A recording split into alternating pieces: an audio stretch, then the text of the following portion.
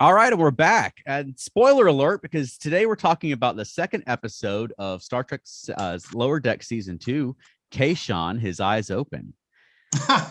Before we get too far into it, I just wanted to dedicate this episode to the memory of the giant Spock clone on Phylos, who died too soon.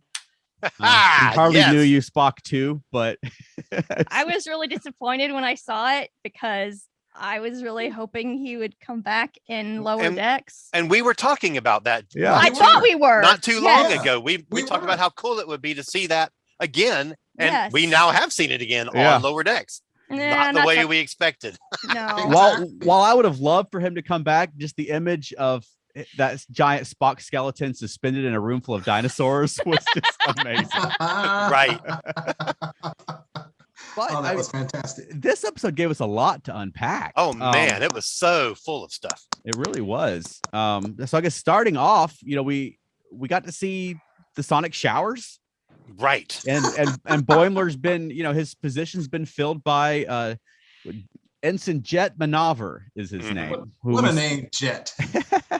I mean, we already have a Jet. We don't need another one. Hey, yeah, who'd have known? We have two characters named Jet in Star Trek. Yes. Maybe he was named after Jet Reno. Well, that's a possibility. Yeah. I like that idea a lot. And they've sort of retconned Jet because he was a lieutenant last year. At least he had 2 pips. We thought he had 2 pips. No, he just had corn. That's right. And I kind of feel like that was not just a jokey bit at the end. That was actually meant to be an explanation. Oh yeah, Oh absolutely. yeah. I think it was both, because there was also I know Mike McMahon has talked about, because the way they make the animation, there's so many layers to keep up with, and those pips are like the final layer. So if you have the pip layer turned off, somebody has the wrong number of pips. And like they spend a lot of time trying to keep up with everybody's individual pips, because those are individual elements in every scene. Gosh, I'm embarrassed. And they're not a costume that's attached to what the character is wearing. Yeah, right. I hate to admit I didn't notice that. Well, I did not notice that y'all said that.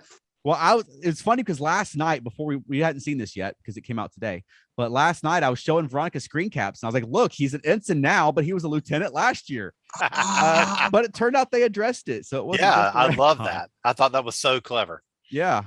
But he's not getting along so well with Mariner, which I loved their storyline in this one. Yeah. And I had sort of the same experience with the episode Much Ado About Boimler last year, where as it was going along, about halfway through, I had criticisms of how it was going, but then it turned out that was part of the episode.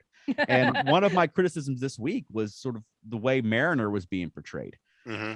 But they addressed it in the episode where she admitted that she was wrong. And it sort of reminds you that these characters are ensigns.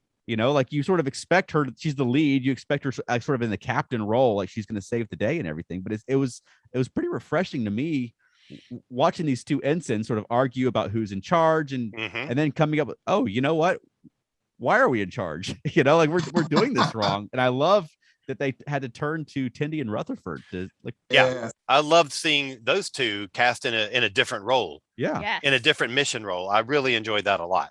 Yeah, exactly. But I felt like this was a good character growth episode, and this episode really gave me like I sort of felt like this one was about episode 4 or 5 in season 1.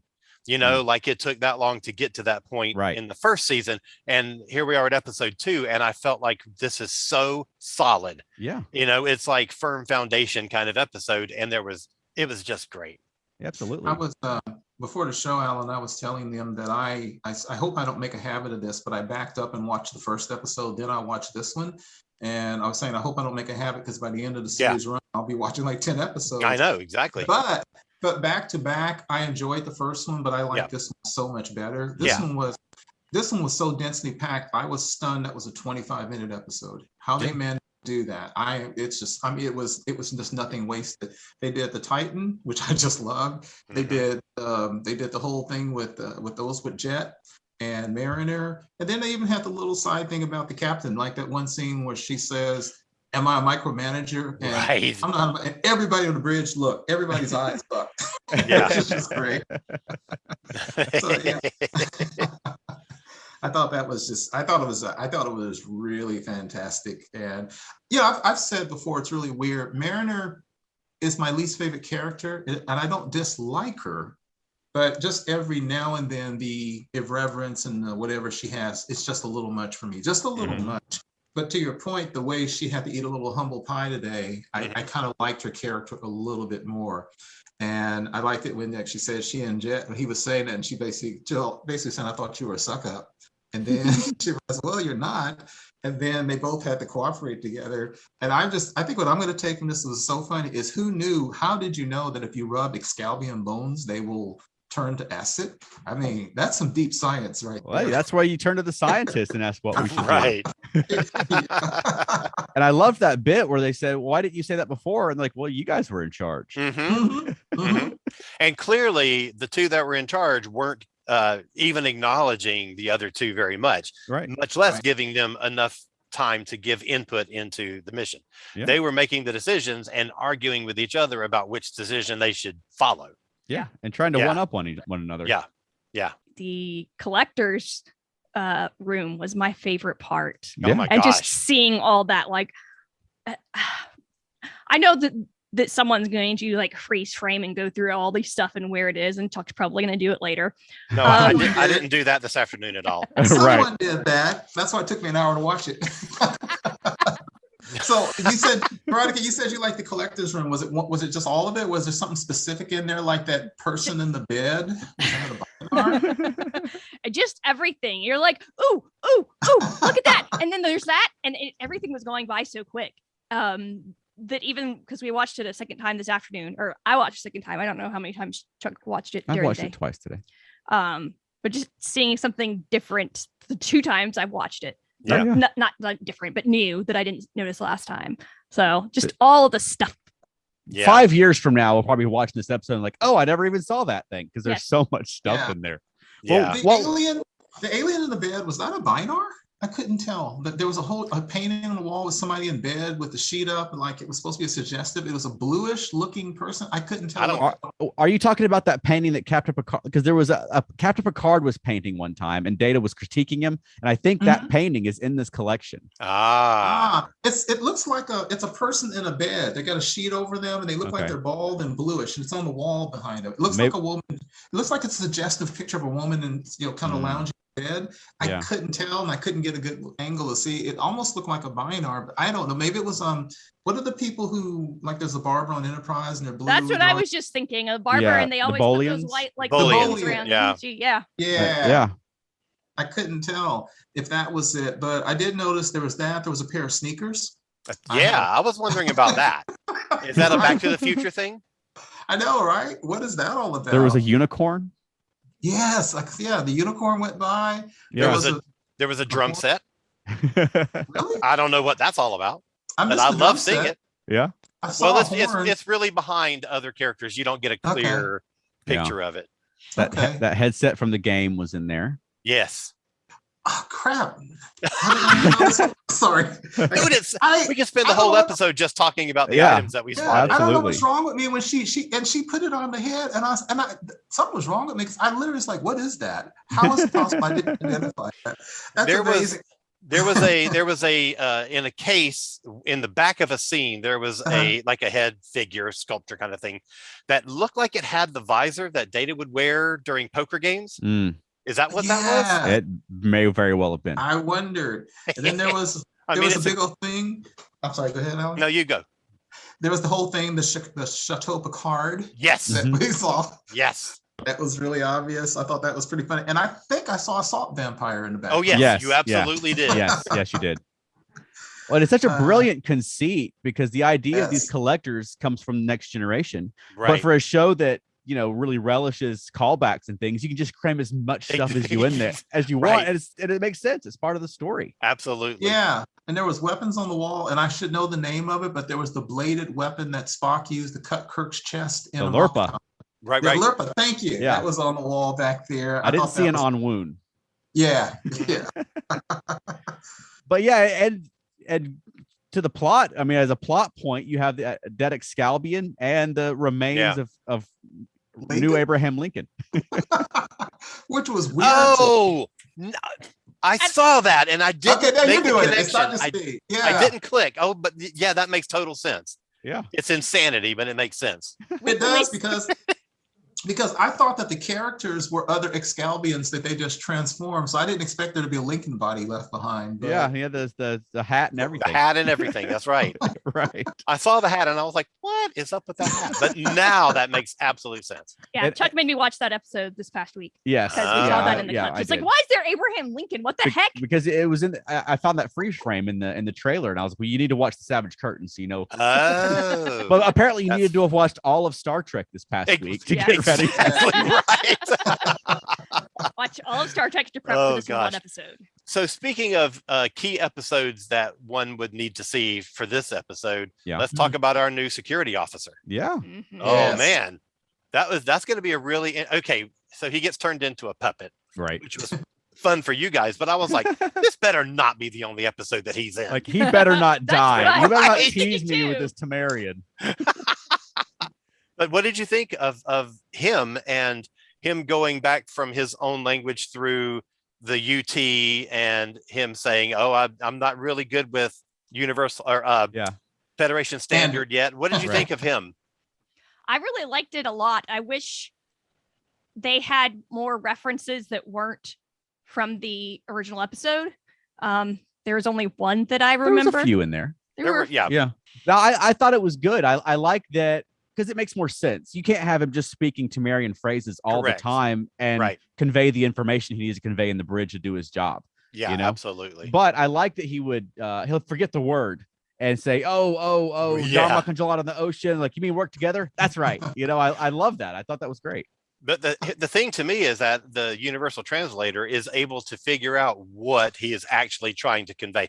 And I mean, when it's just like, a greeting or something, that's one thing. But when he's trying to do a mission report, and he's speaking in absolute metaphor, and the computer has to, figure out that he's trying to say whatever. I just think that's going to be an interesting thing that's going to get developed this season. So I wasn't clear on if he was actually speaking Federation Standard or if he was using a universal translator. Well, he made reference to both. Yeah, he mentioned the universal translator in that it has trouble with the Temerian, but then he mentioned he's speaking Federation Standard. Right. So to me, I don't know if the universal translator can pick up the Temerian at all, or if it's just, or if he's on his own, or maybe that was their explanation for why, right. But I love him going back and forth. Yes, absolutely. He's going to be a great character. Yeah. This is funny because I know I'm usually the guy who gets into the science and reality of it. Yeah, right. But with the Temerian, to your point, you just have to go with it because to your point, Alan, because to your point, there's realistically the UT shouldn't be able to translate what he's saying because it would just be words and it doesn't understand context. The whole thing, like you said, so it kind of doesn't make sense. I kept at first I was going, but wait a minute. If the UT can translate anything he's saying into words, then it has to understand the context. In which case, it shouldn't make. No, I just give up. It's cool. It's cool. It was so funny. I thought, and I loved it at first when one thing they do with Mariner that I like is she's always got this expression. She's always basically rolling her eyes at people. Like when they kept saying that Boimler was probably having a great time on Titan, you kept looking at her and she kept rolling her eyes like, oh yeah, whatever. And when Jet was first talking to the Temerian and he was basically speaking in his language for him, she was rolling her eyes like, oh God, suck up much. That was one of my favorite parts. Yeah. I think he's going to be a great addition, and I do hope.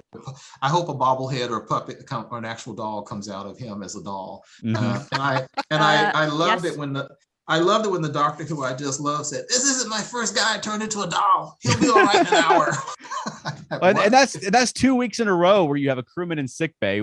One turned into a god, got a boulder dropped on him, and then the other turned into a puppet. And both times she's like, "Yeah, I've seen it before." I know. She is sort of the Jet Reno of this show. Yeah, she's been around the block a few times. I just absolutely love her. This ain't my first puppet. Right. She didn't say puppet, though. I was very disappointed in that. Yeah, agreed. She's not a doll. I thought that was funny. Yeah. And what did you guys think about, I forget his name, the rival collector, who was such a, he was right out of just any kind of bad movie. The way he talked and everything. Yeah. He's like the standard generic bad guy. Exactly. I mean, he all had a New York accent the way he was talking. Yeah. Use guys. Yeah, that was it. But I mean, that's not any less realistic, I guess, than a British accent. You know, I saw someone online say, "Hey, how come he had a human accent or Earth accent?" And I was like, "They all have, all the aliens have Earth accents." Right? That's funny. That's a good point. Yeah. Watch TV much? Well, what would be an alien accent? Will we be able to understand that? Well, I guess we'll find out in Prodigy when we hear the little blob guy speaking. There you That'll go. be an alien That's accent. true. That'll be an alien accent. Yep. Well, meanwhile, while this was going on, we're cutting over to the Titan. And we got more Titan this week than we've got so far. I really did. I mean, I thought we would get, about this much, but this was a lot for the second episode. I was really, really glad to see it. Oh, yeah. Well, how do we like the Titan? Loved it. Keith, I know you were excited about it today. I love animation just because I love animation. I truly love animation because of colors and how it looks. Yeah. And those quick battle sequences with the Packlids were just phenomenally. It was beautiful. And then the ship was this little thing. It was doing a loop-de-loop, and the photon torpedoes came out. I played that battle scene 3 or 4 times in a row. They really made the Titan look spectacular. Oh yeah, they did. Holy moly! And the Packlids weren't in little battle harpies this week. No. They had a big old like warbird looking ship. Right on. Yeah. Well, that's the thing. Is this going to be a theme by the end of the show? Are they going to be in like an Borg cube or something like that? Well, absolutely. They dropped hints in this episode that there's somebody behind the Packlids, like there's somebody else involved. And we got because that's what their mission to the mining planet was to try to track their shuttle and find out who was helping the Packlids. So I think that's a big thing that we're going to find out over the course of the season. Yeah. Yeah, excellent. That's a good point. But I loved them. I loved the action. I was laughing, and I pretty much watched the show back to back twice, right, in one sitting. And I kept freezing things like everybody on the bridge in the battle. Everybody in the bridge had this look of grim determination and/or was smiling, except for Boimler.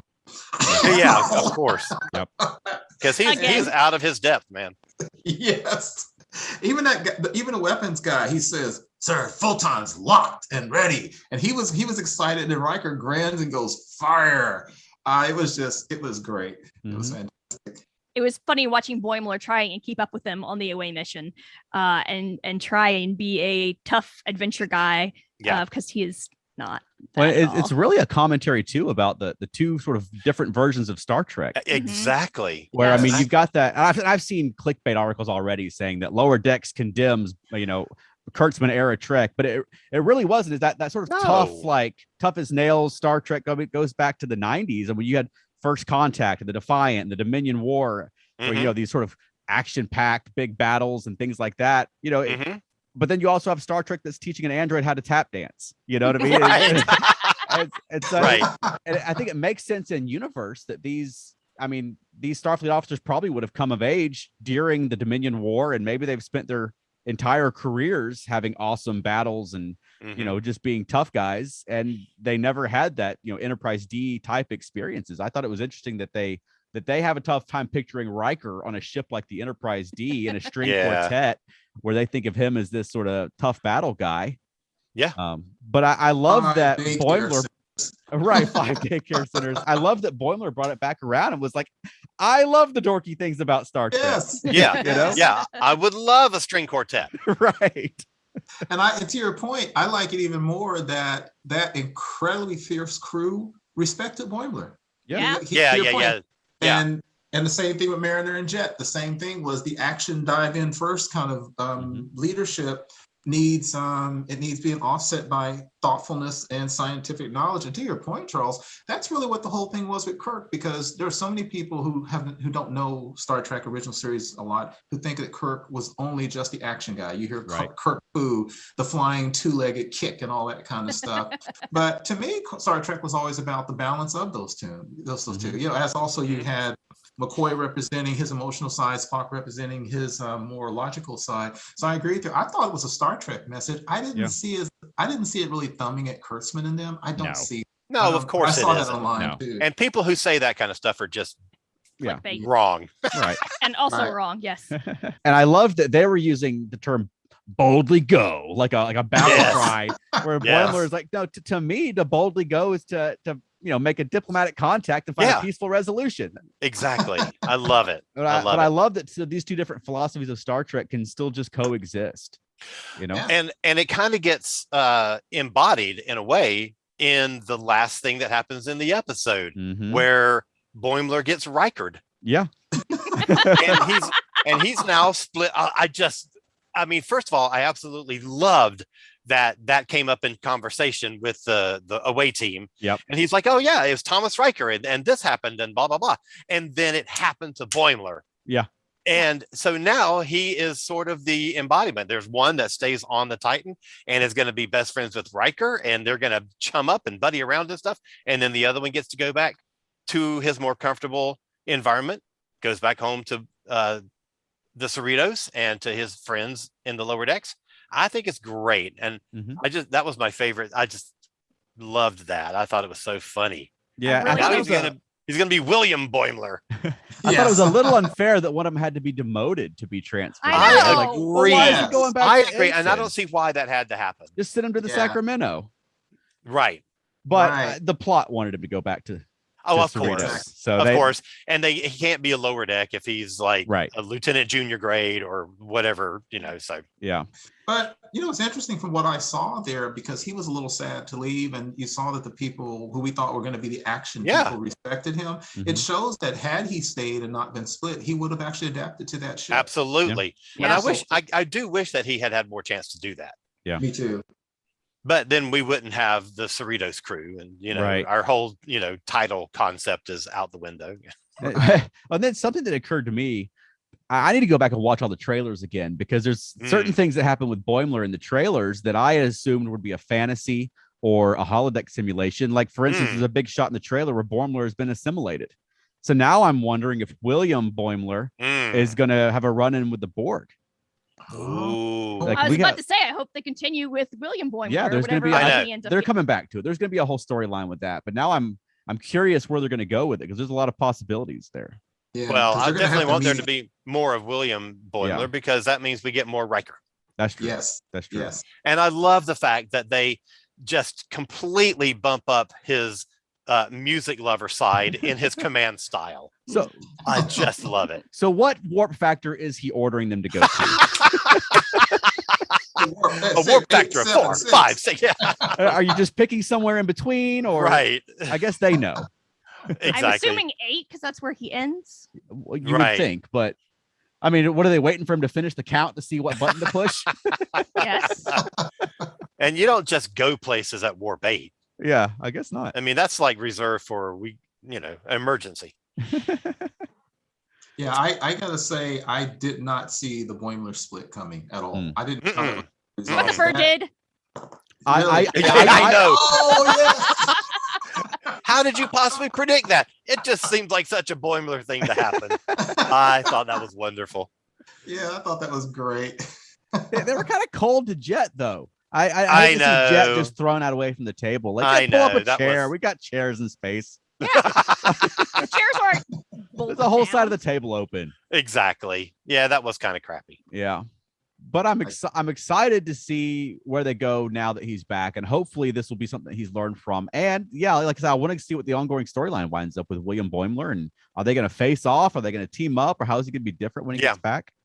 Or when I wonder if we will see him, anytime other than like in the finale. Yeah, I don't know. I would think it's fun. They used to do those cold opens where they had just have something random happen at the start of the episode. Just start it with William Boimler every time. Let's see what it's, he'll have his 5 o'clock shadow and his William. squint.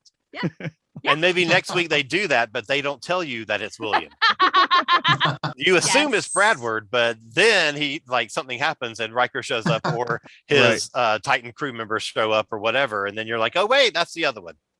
Well, the uniforms are different though. No, but he don't have to be in uniform. True. Speaking he could of be which, coming out of the newly established sonic showers that we have now seen. that's true.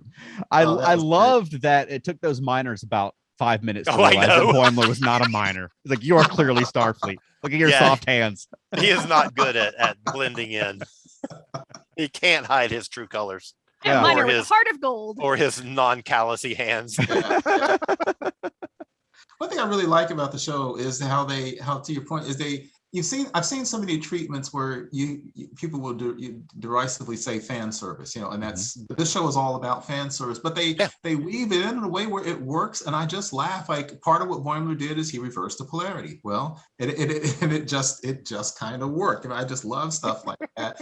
And then they did something else that was subtle, but there's all these memes online you can see where they've gathered Riker saying, "What the hell? What the hell is going on? Well, in this episode he said "what the hell" several times, kind of back to back, and then so did Captain Freeman, and I laughed about that because that is a thing. You can actually go on YouTube and see where people have taken all the times where Riker will go, "What the hell is going on?" And when they were talking about that, he actually says, "What the hell is going on?" Then when they said they couldn't beam them back, he said, "Why the hell not?" And I thought little things like that was just so funny. And I love his, like you were saying, Alan, I love his chair stance. The way he stands, he's always propping his leg up on someone. It's like that Captain Morgan rum commercial. It was just so funny. Yes.